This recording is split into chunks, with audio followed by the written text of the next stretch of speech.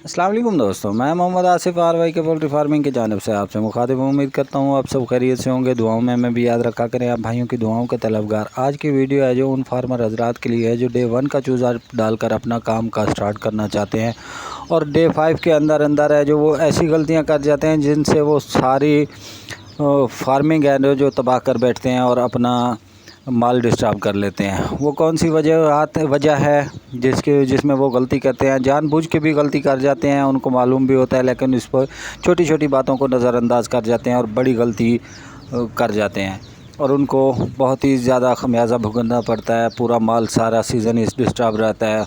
वो कौन सी गलतियाँ आज इस वीडियो में आपको बताने लगा हूँ। वीडियो पूरी देखिएगा, इंशाल्लाह आपके साथ सारी इन्फॉर्मेशन से शेयर करते हैं।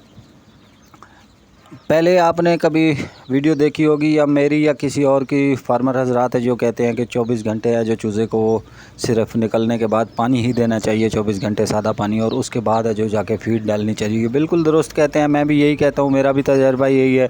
मैं अपने फार्म पे जिस टाइम माल लेके आता हूँ तो मैं यही तजर्बा करता हूँ, इसी तरीके से ही माल को मैं देखता हूँ और इसको ट्रीट करता हूँ।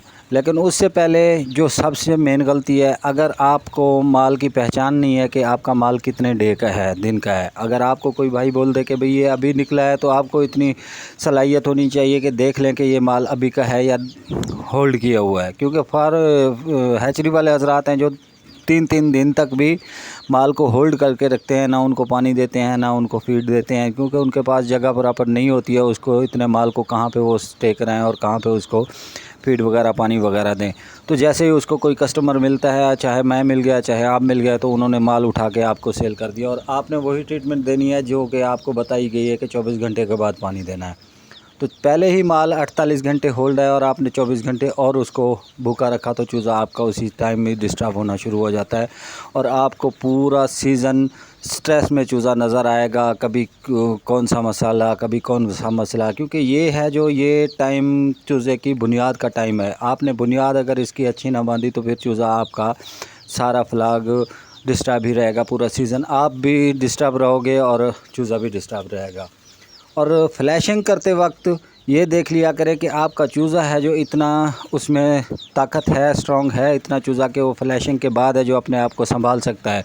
ऊपर से 48 घंटे हैं जो वो चूज़ा लगे हुए हैं, उसको होल्ड किया हुआ चूज़ा, और बाद में आपने उसको फ्लैशिंग दे दी, रही कसर जो है उसमें पूरी होगी और आपका चूज़ा डिस्टर्ब क्या मोर्टेलिटी के दहाने पे आ खड़ा होता है। तो ये दो चीज़ें गलतियां हैं, इसको आप कवर करें, इंशाल्लाह आप कभी नुकसान नहीं उठाएंगे। बहुत ही अहम चीज़ें हैं ये दो।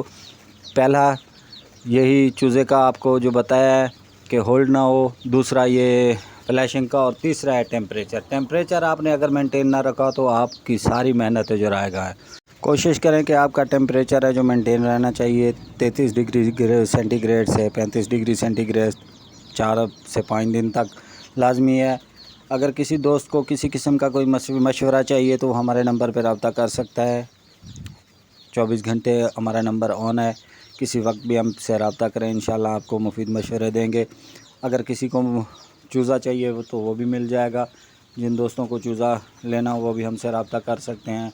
हर किस्म का चूज़ा हमारे पास मौजूद है। तमाम दोस्तों से गुजारिश है कि दुआओं में ख़ास तौर पे हमें याद रखा करें। आप भाइयों की दुआओं के तलबगार हैं। मैं मोहम्मद आसिफ आरवाई के पोल्ट्री फार्मिंग की जानिब से। अल्लाह हाफ़िज़।